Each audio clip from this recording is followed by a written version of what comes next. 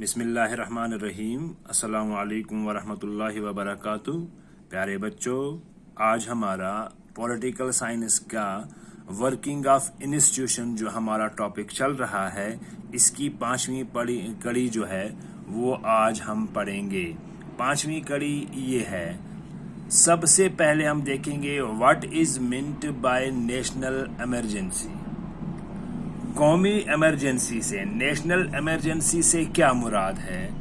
تو according to the article 352، if the president is satisfied that a grave emergency exists whereby the security of India or any part of India is threatened by war, external aggression or armed rebellion, he may declare a state of emergency for the whole India or a part of it. Such a declaration must be approved by Parliament within 1 month. مطلب 352 جو article ہے، اس کے مطابق اگر president satisfied ہے کہ شدید ہنگامی صورتحال موجود ہے، ملک میں شدید ہنگامی صورتحال موجود ہے، ملک کے کسی بھی حصے میں یا ملک میں، تو پریزیڈنٹ ملک کی سلامتی یا کسی دوسرے حصے کی سلامتی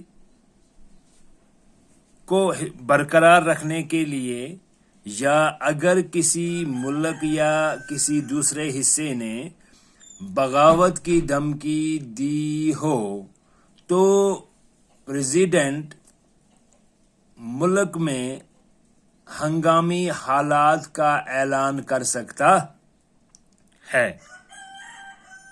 ایسے بھی میں آپ کو بول سکتا ہوں، 352 کے مطابق صدر اگر مطمئن ہے کہ شدید ہنگامی صورتحال موجود ہے جہاں ہندوستان کی سلامتی یا کسی بھی حصے کو جنگی بیرونی جارحیت یا مسلح بغاوت کی دھمکی دی گئی ہو، صدر پورے ملک یا کسی بھی حصے کے لیے ہنگامی حالات کا اعلان کر سکتا ہے، تو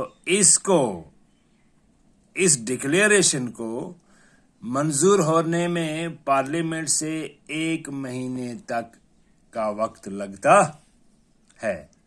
تو اس کے بعد جو دوسرا ہمارا پوائنٹ ہے وہ یہ ہے کہ enumerate the effects of national emergency. اب قومی صورتحال جو ہے، ملک کی ایمرجنسی میں جو قومی صورتحال پائی جاتی ہے، اس کے اثرات کیا ہوں گے، ہمیں یہ وضاحت کرنی ہے۔ تو سب سے پہلا جو اثر پڑے گا وہ کیا ہوگا؟ Parliament will have the power to make laws for the whole or part of India with respect to any of the matters given in the state list.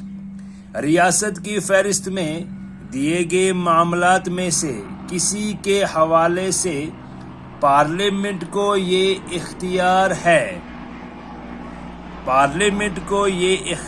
ہے کہ وہ ہندوستان کے پورے یا کسی بھی حصے کے لیے قانون بنا سکتا ہے۔ سب سے پہلا پارٹ۔ اور دوسرا جو پارٹ ہے وہ کیا ہے؟ وہ ہے دا پریزیڈنٹ میں بی ان آرڈر modify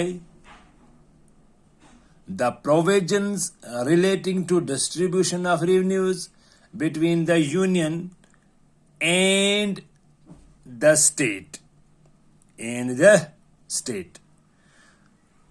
اس کا مطلب صدر یونین جو لسٹ ہے اور ریاست جو لسٹ ہے کے درمیان محوصلات کی تفہیم سے متعلق دفعات میں ترمیم کرنے کا حکم دے سکتا ہے۔ دیکھیے یہاں پہ کیا ہے کہ یونین لسٹ اور اسٹیٹ لسٹ، اس میں اگر کوئی ترمیم کرنی ہو تو ایمرجنسی کے وقت میں پریزیڈنٹ ان میں کوئی بھی رد و بدل کر سکتا ہے۔ تیسرا point fundamental rights given under Article 19 are automatically suspended throughout the country. Fundamental rights جو ہمارے پاس ہیں وہ آرٹیکل 19 میں جو دیے گئے ہیں یہ آٹومیٹیکلی جو ہے وہ سسپینڈ ہو جائیں گے پورے ملک میں, کسی ایک حصے میں نہیں, پورے ملک میں. کس وقت؟ جب نیشنل ایمرجنسی ہو. چوتھا جو پوائنٹ ہے, the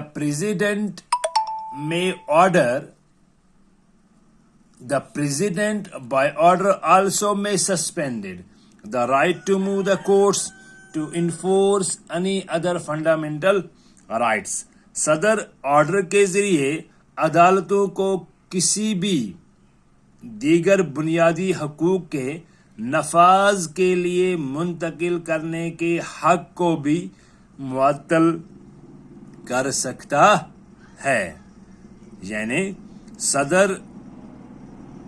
ایک آرڈر کے ذریعے سے عدالتوں کو, یعنی کہ کورٹس کو, کسی بھی کورٹ کو کسی بھی دیگر بنیادی حقوق کے نفاذ کے لیے منتقل کر کے حق کو بھی معطل کر سکتا ہے, بنیادی حق کو بھی معطل کر سکتا ہے.